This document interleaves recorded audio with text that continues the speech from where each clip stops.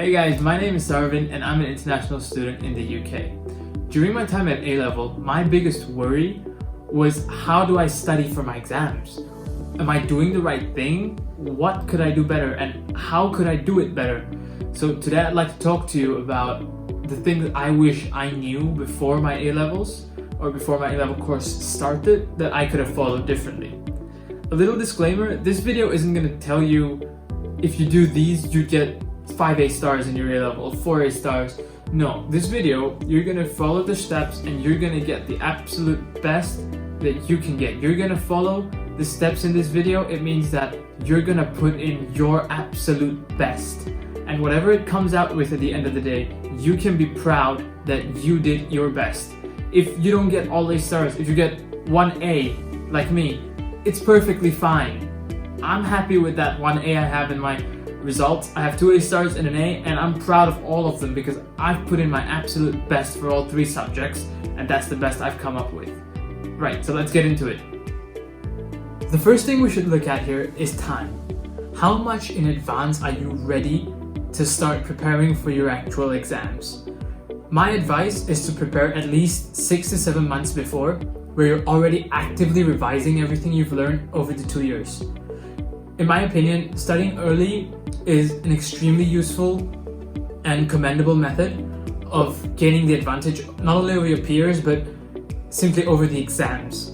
When you're trying to fight the exams, you're trying to answer the questions, trying to outsmart the examiner in a certain sense. So starting 7 months in advance would definitely give you a good head start and a good general backing that you can do this exams very well. If you have any problems, you have a long road to fix them and you have time to relearn many topics. When we're talking about 6 to 7 months before your exams, we're talking November, and in November generally you've probably forgotten what you've learned from September the year before unless you've been actively recalling that. If you have been, very well done. If you have not, then it's definitely time to start.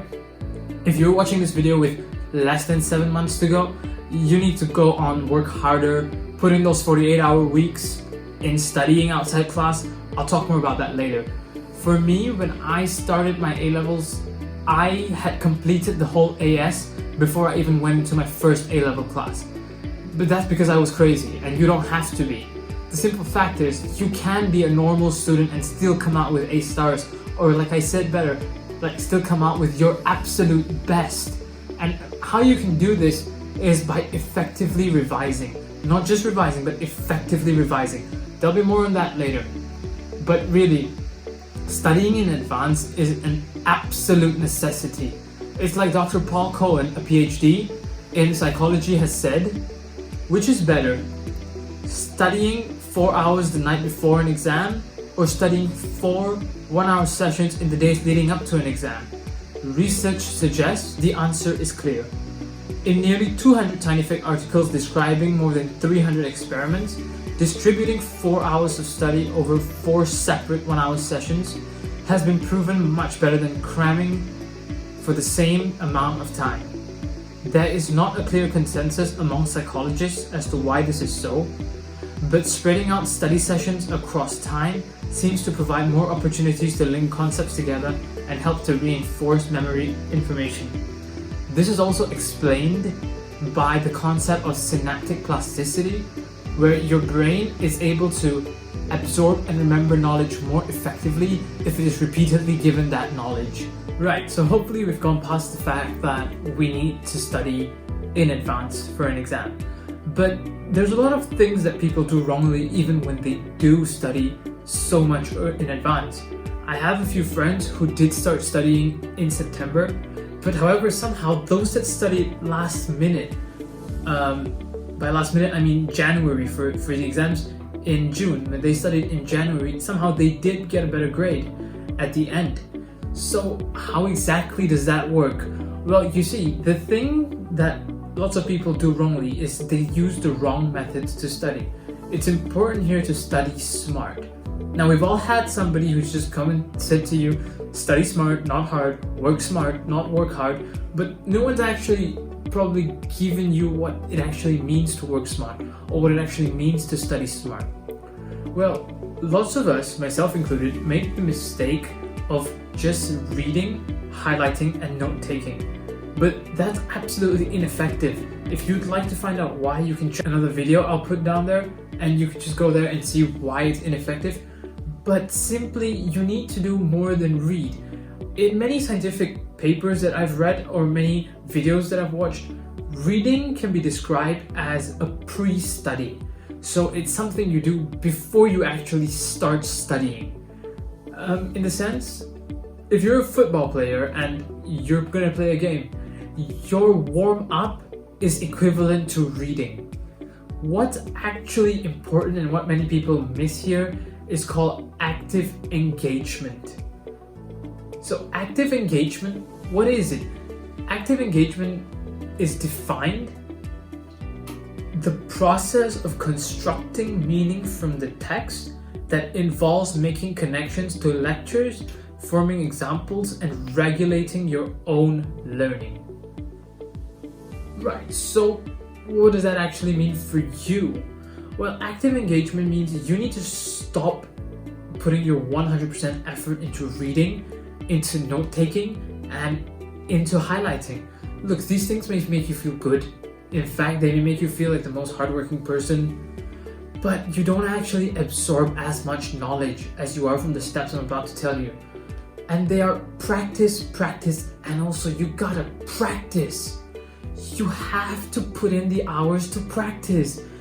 In A-levels, the questions repeat themselves. The questions, not exactly, but they give you similar kind of questions. It cannot be emphasized enough by your teachers, by any advisors. Reading isn't gonna cut it. I'll give you an example. I had two friends from the same biology class, and one person, he put in a crazy amount of time, 5-6 hours a day just to study biology. And I had another friend who put in 3 hours a day for biology, and only when she felt like it, not religiously. The thing they did differently is one of them read through the textbook again and again, made his notes again and again, and the other just did past papers. And by past papers, you mean past A-level exam papers. And in the final exam, in the final course, the one who did past papers whenever she felt like it got an A, and the other one, he got a D. It's a massive difference where you practice and when you don't practice. Please, practice as much as you can. At this point, you might be thinking, so is he telling me to practice without actually having any knowledge? No. Remember, we said reading is a warm-up. So warm yourself up and get into study.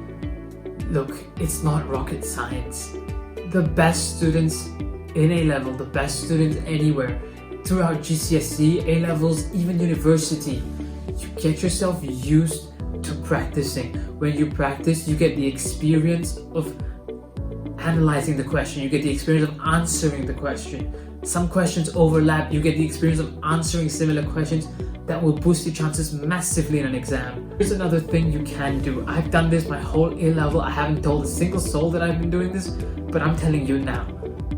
It is to study before the class. If you know what the next lesson is going to be about and you can get your hands on maybe a lecture slide, it is fantastic. Get into it. Learn about it. In the class, you'll be revising.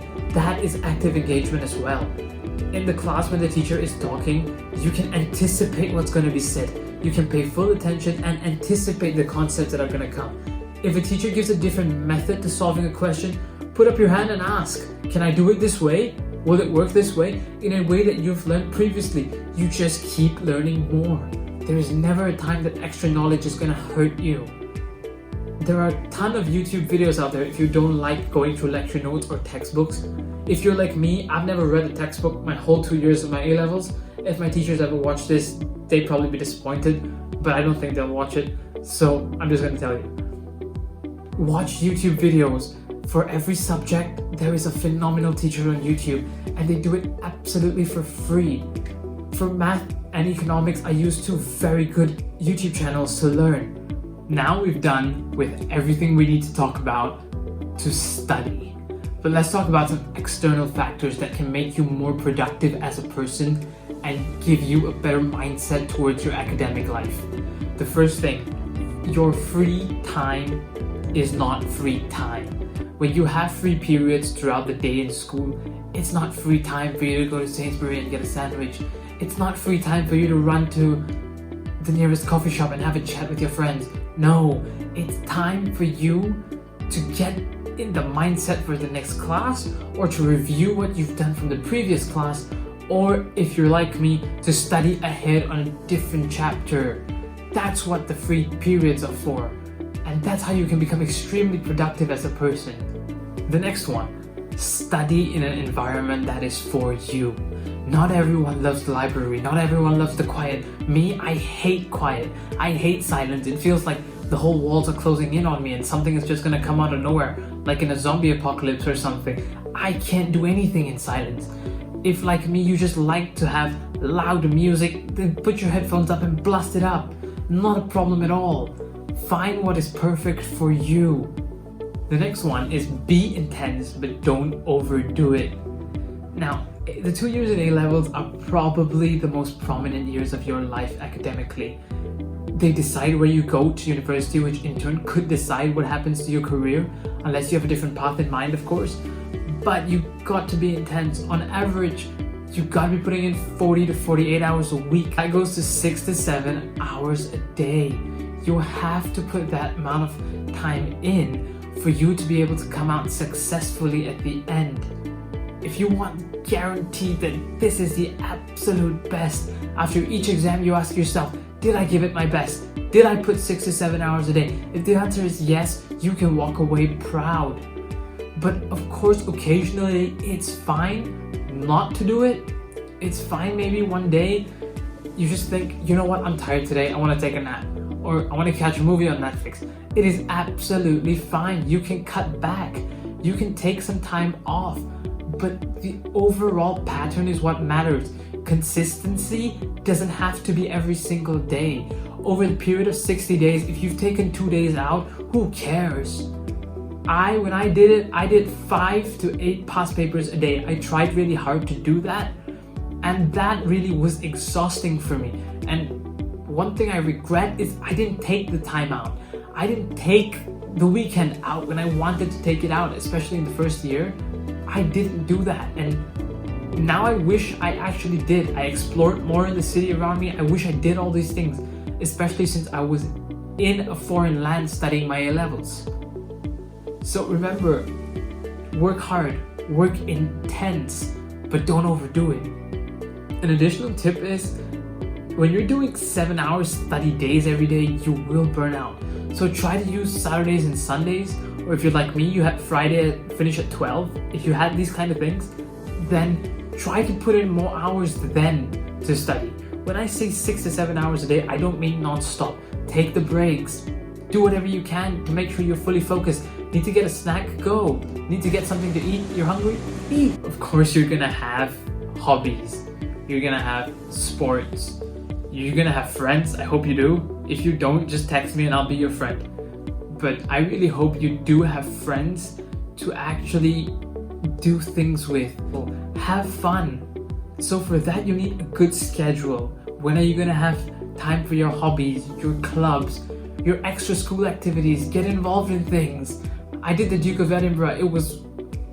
Never mind, we won't talk about that. But do these things. It's a school experience at the end of the day. If you're like me and you're going to the UK or somewhere foreign to study A-levels, make the most out of it.